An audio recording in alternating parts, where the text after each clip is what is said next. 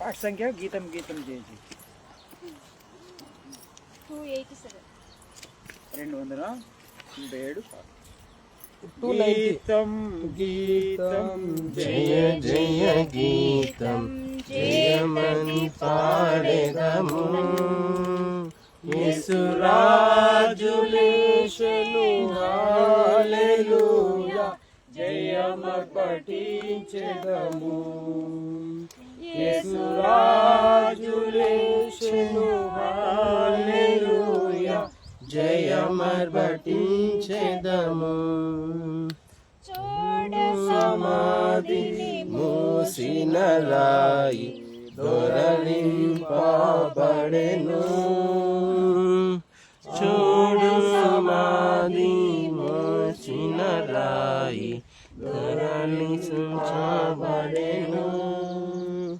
అందు వేసిన ముద్ర కావలిని జన దైవసుతుని ముందు అందు వేసిన ముద్ర కావలిని జన దైవసుతుని ముందు గీతం గీతం జయ జయ గీతం జయమటి పాడెదము యేసురాజు లేచెను హల్లెలూయా జయమర్పటించెదము యేసురాజు లేచెను హల్లెలూయా జయమర్పటించెదము.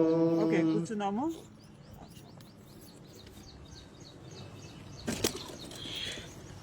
ఆ చెట్టు కూడా, చెట్టుకు పూలుంటే నేను అందంగా ఉంటాను, ఈ మహిమ ఈ ఘనత నాకొద్దు, నీలో ఉన్నది ఏమి ఎరుగు. ఆ చెట్టు తన పుష్పానికి సువాసన కలిగినటువంటి పరిమళ వాసనగా చేసిన నీవు ఆయన కొరకై జీవించాలని ఆయన కోరుకుంటున్నారు. అపొస్తలుల కార్యములు 13వ అధ్యాయము, అపొస్తలుల కార్యం 13వ అధ్యాయం 28, 29, 30 వచనాల్లో చదువుకొని బలలో పాల్గొందాం.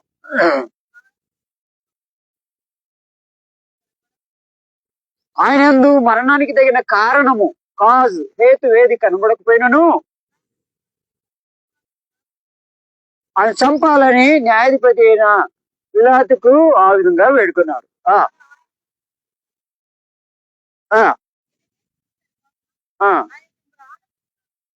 ఆయన మరణం నుంచి దింపి సమాధిలో పెట్టారు. అయితే మృతుల నుంచి ఆయనను లేపెను. గలిలయ నుండి యెరూషలేమునకు తనతో కూడా వచ్చిన వారికి అనేక దినములు వారికి కనబడ్డాడు.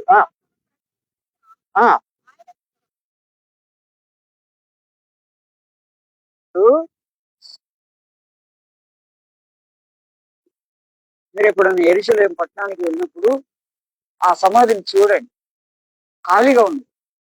లాజరు సమాధి ఖాళీగా ఉన్నది.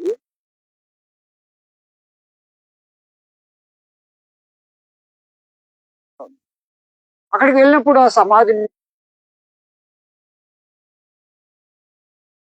లోపలికి సమాధిలోనికి దిగినట్టుగా అక్కడికి వెళ్ళిన వారందరూ కూడా ఆ సమాధిని చూస్తారు. యేసయ్య లేచినాడు.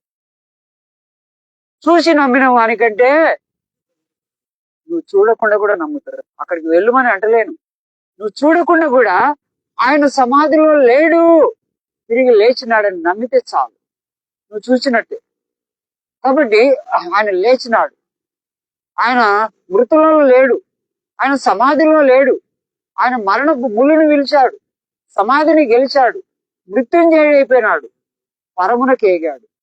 వెళ్ళేటప్పుడు నీకు నాకు చెప్పాడు ధైర్యమైన మాటలు. అయ్యో, నేను వచ్చాను, 33.5 సంవత్సరాలు ఈ లోకంలో జీవించాను, మీ కొరకు కొరడ దెబ్బలు తిన్నాను, ముళ్ళ కిరీటం పెట్టబడి, కాలు చేతిలో మేకులు కొట్టబడి, నిందింపబడి, ఆ విధంగా ఉమివేయబడి, గడ్డం పెరిగివేయబడి, వదకు తేబడిన గొర్రెపిల్లలాగా మీ కొరకు బలైపోయి సమాధి చేయబడ్డాను.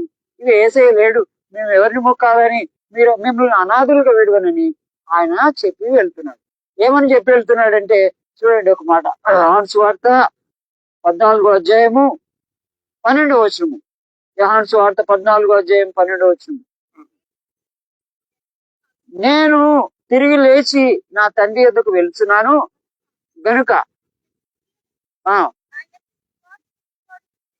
కాబట్టి మీరు అధైర్యంగా ఉండండి, నేను లేనని అనుకోకండి, మీకు పరిశుద్ధాత్మను ఆదరణకర్తగా పంపిస్తాను, నేను మీ మధ్యలో ఉంటాను.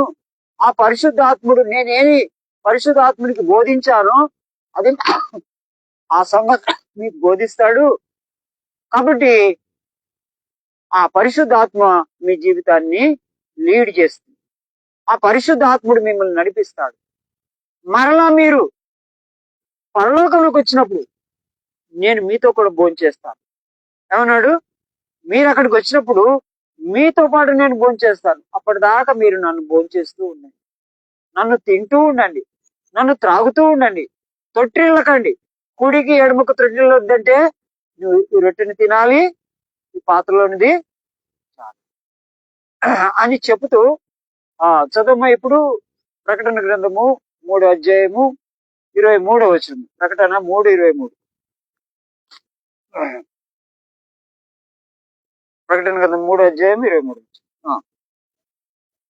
22 చదువు. చెవులు గలవాడు వినును. కాబట్టి నేను ఏమా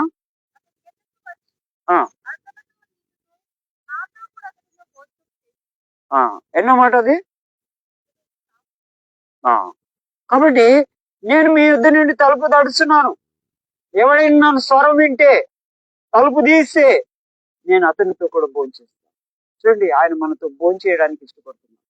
హృదయమైన తలుపును తెరుస్తావా, నీ హృదయంలోనికి యేసయ్య నీతో కలిసి భోంచేస్తాడు. ఆ భోంచేయడానికి ఆయన నీకు భోజనముగా మారాడు, ఆయన నీకు పానముగా మారాడు. నువ్వు ఆయన తినాలి, త్రాగాలి. ఆ విధంగా తిని త్రాగుట కొరకై దేవుడు నీకు అప్పగించిన దాన్ని నువ్వు అనుభవించాలి. ఆ పరిశుద్ధతను జీవించాలి. ఆ రిజరెక్షన్ పవర్ ఏంటిదో నువ్వు కూడా పొందుకోవాలి. ఆ పునరుత్థాన శక్తి ఏంటిదో నువ్వు పొందుకోవాలని దేవుడి మాటలు మనకు తెలియజేస్తుంది. కాబట్టి చూడండి, మత్తయి సువార్త 26వ అధ్యాయము 26వ వచనం. మత్తయి సువార్త 26వ అధ్యాయము 26వ వచనం.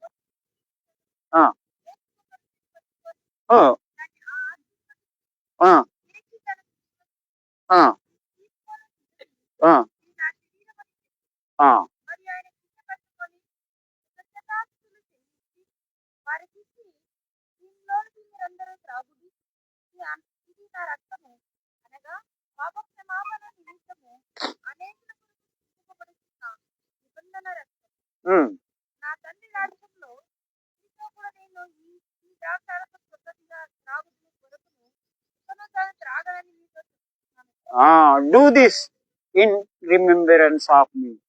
నేను వచ్చు పర్యంతరము నన్ను జ్ఞాపకం చేసుకుంటూ దీన్ని చేయాలి. ఆయన తినాలి. యేసయ్య నీ కొరకు చనిపోయాడని గుర్తేముంది? ఆయన శరీరం ఉంది. యేసయ్య నీ కొరకు చనిపోయినాడని గుర్తేముంది? ఆయన రక్తం. ఆయన శరీరానికి సాదృశ్యముగా రొట్టెనిచ్చారు. ఆయన రక్తానికి సాదృశ్యముగా ఈ ద్రాక్ష రసం ఇచ్చారు. ఈ పాత్ర మన మధ్యలో ఉంది. మన మధ్యలో ఆయన ఉన్నాడు, రొట్టెగా ద్రాక్షారసముగా ఉన్నాడు. ఆ సాదృశ్యముగా మీరు దీన్ని తిని త్రాగాలి. త్రాగునప్పుడు జాగ్రత్త కలిగి ఉండాలి. నేను ఎంత పరిశుద్ధునో, బి హోలీ.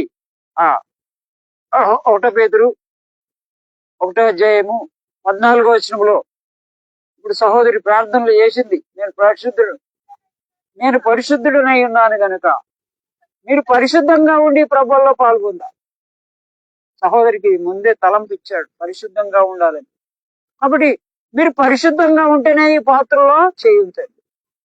నేను పరిశుద్ధుడను గనక మీరు పరిశుద్ధంగా ఉండాలి. అపవిత్రమైన జీవితం కొనసాగిస్తూ పరిశుద్ధ బలలో పాలు పొంది అపవిత్రం చేయొద్దు అని చెప్పారు. కాబట్టి 1 కొరింథీ 10వ అధ్యాయము 16వ వచనంలో చెప్పినట్టుగా మనము ఈ దీవించు ఆశీర్వచనం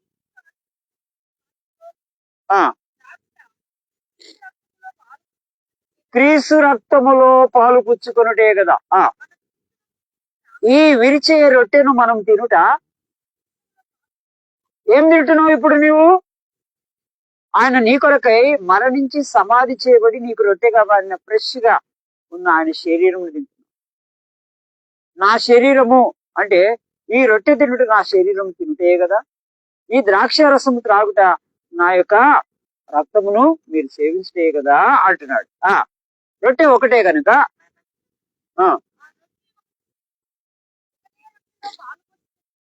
ఆ ఆ ఆ ఒక్క శరీరమైన ఎవరమంట? ప్రపన్న మనమంతా ఎవరము? ఒకటే శరీరం. యేసయ్య ఆ శరీరానికి మనం అతుకబడినాం. ఇప్పుడు ఇప్పుడు నా శరీరం ఉంది. నా శరీరానికి చెవులు ఉన్నాయా? దేనికి అతుకబడినాయి? ముక్కుందా? నోరున్నాయా? పళ్ళున్నాయా? గోళ్ళున్నాయా? వేళ్ళున్నాయా? కాళ్ళున్నాయా? ఇవన్నీ శరీరానికి అతుకబడి. అట్లాగనే యేసయ్య శరీరానికి మనం అందరం కూడా అవయముగా అతుకబడింది. ఆయన పైగా ఉన్నాడు, శిరస్సుగా ఉన్నాడు. ఎక్కడున్నాడు? ఇప్పుడు మనకు శిరస్సు లేదు, మనకు లేదు, ఆలోచన లేదు, శిరస్సు లేదు. ఆయనే మనకు శిరస్సు. ఎవరు శిరస్సు? మరియమ్మ ఏమన్నది? ఒక కానాను విందుకు పోయినప్పుడు ఆయన చెప్పినట్టు చేయుడి అన్నాడు. అప్పుడు నీళ్ళు ద్రాక్షారసం అయిపోయాడు. అంటే ఆయన చెప్పినట్టు చేయాలంటే ఆయన తల ఎలాంటిదంటే అపరంజి వంటిది. ఆయన శిరస్సు ఎలాంటిది? బంగారం. అపరంజి అంటే ఏంటిది? అంటే బంగారం ఆలోచనలు ఉంటాయి. మన పుర్రెలా పురుగులు ఉంటాయి కదా, చెడు ఆలోచనలు, చెడు తలంపులు కదా, పాపపు ఆలోచనలు, పనికిరాని ఆలోచనలు. ఆయన శిరస్సు అపరంజి. చూడండి పరమగీతంలో 5వ అధ్యాయం 9వ వచనంలో ఆయన శిరస్సు ఎంత అపరంజి అంటే బంగారం లాంటిది. ఆ బంగారు శిరస్సు కలిగిన ఆయన శిరస్సు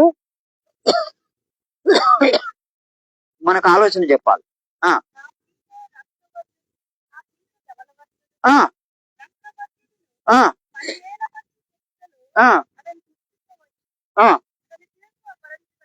ఎలాంటిదంటే గుర్తొచ్చిందా? దొరికిందా మీకు? ఎలాంటి శిరస్సు అంటే ఆయనది? అపరంజి అంటే ఏంది? బంగారం. ఆయన శిరస్సులో బంగారపు ఆలోచనలు ఉంటాయి. ప్రజలందరూ క్షేమంగా ఉండాలి, ప్రజలందరూ మరణించకూడదు, ప్రజలందరూ నరకానికి వెళ్ళకూడదు, ప్రజలందరూ సురక్షితంగా ఉండాలి, వీళ్ళ పాపలతో ఆశీర్వదింపకూడదు. నువ్వు ఫలించి అభివృద్ధి పొంది ఈ యొక్క భూమిని నిండించి స్థిరపరచు అని ఆ విధంగా అధికారం ఇచ్చారు. మీరు ఫలించాలని నా స్వారూప్యంలోనికి రండి అని అధికారం. చూడండి ఆయన ఎంత గొప్ప ప్రేమ ఏమైందంటే మనం ఫలించుట ఆయనకి ఇష్టం, అభివృద్ధి చెందుట ఆయనకి ఇష్టం. అందుకే ఆయన అపరంజి వంటి శిరస్సు. ఆయన శిరస్సు ఎలాంటిది? చూడండి ఇంకొక చోట ఎఫెసీయులకు రాసిన పత్రిక 5వ అధ్యాయము 1వ వచనం.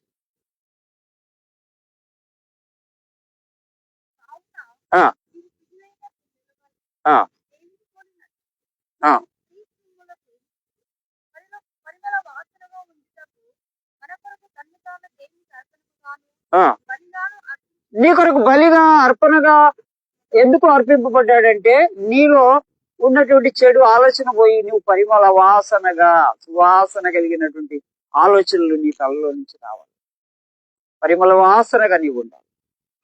అంతేకాదు సంఘమునకు క్రీస్తు శిరస్సుగా ఉన్నాడు. ఏమైనాడు?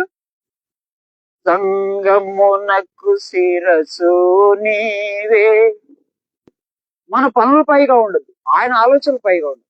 ఆయన చెప్పినట్టు చేయాలి. నేను చేస్తా అన్నట్టు మనకు శిరస్సు లేదు, ఆయన ఒక్కడే శిరస్సు.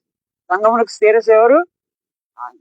కాబట్టి ఆ సంఘమునకు ముఖ్యమైన మూలరాయిగా ఉన్నాడు, సంఘమునకు శిరస్సుగా ఉన్నాడు. కాబట్టి పైగా ఉండి ఆయన ఆలోచనలు తీసుకోవాలి, ఆయన సజెషన్ తీసుకోవాలి, ఆ విధంగా మనం నడుచుకోవాలి. నేను చేస్తా అనేసి మన ఆలోచన ప్రకారము మనం చేయాలి.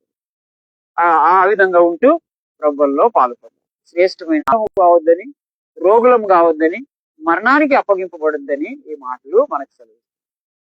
ప్రభు అయిన యేసు తాను అప్పగింపబడిన రాత్రి ఒక రొట్టెను ఎత్తుకొని కృతజ్ఞతాస్తుతులు చెల్లించి దాన్ని విరిచి, ఇది మీ కొరకైనా నా శరీరము, నన్ను జ్ఞాపకం చేసుకుంటే దిచ్చిపోయినావు, దేవుని మాటకు దూరమైనావు, దేవుని ఏ విధంగా దుఃఖపరిచావు, అది నీకు తెలుసా నాకు తెలుసా? నా విషయం మీకు తెలుసా? తెలియదు. నా విషయం నాకు తెలుసు, మీ విషయము.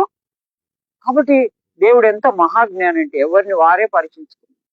కాబట్టి చెప్పండి, కాబట్టి ప్రతి మనుషుడు తన్ను తాను నన్ను నేను పరీక్షించుకొని అలాగు చేసి ఆ రొట్టెను తిని ఆ పాత్రలోనికి త్రాగవలెనని చెప్పిన యేసయ్య ప్రకారం చేస్తాం.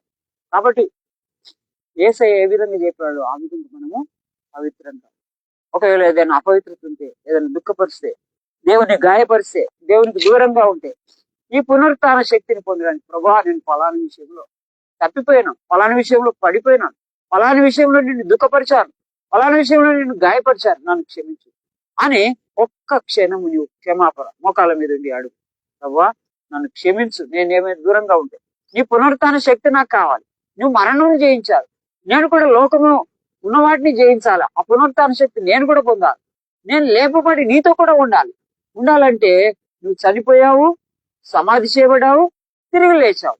నేను కూడా ఈ లోకములో తిరిగి లేచి నీ రాజ్యానికి వారసుడిగా ఉంటే కొరకు యథార్థంగా నీ బలలో పాల్గొని యోగ్యతను దయచేయి ప్రభా అని మనల్ని మనం సరి చేసుకుని, ఏదైనా అసమాధానం ఉంటే దేవునితో సమాధానం పడి దేవుని దగ్గర అడుక్కొని ప్లీజింగ్ చేసి దేవుణ్ణి అడిగి ఆ విధంగా పొందుకుందాం. ఆ విధంగా పరిశుద్ధంగా బి హోలీ, ఐఎమ్ హోలీ అన్నాడు.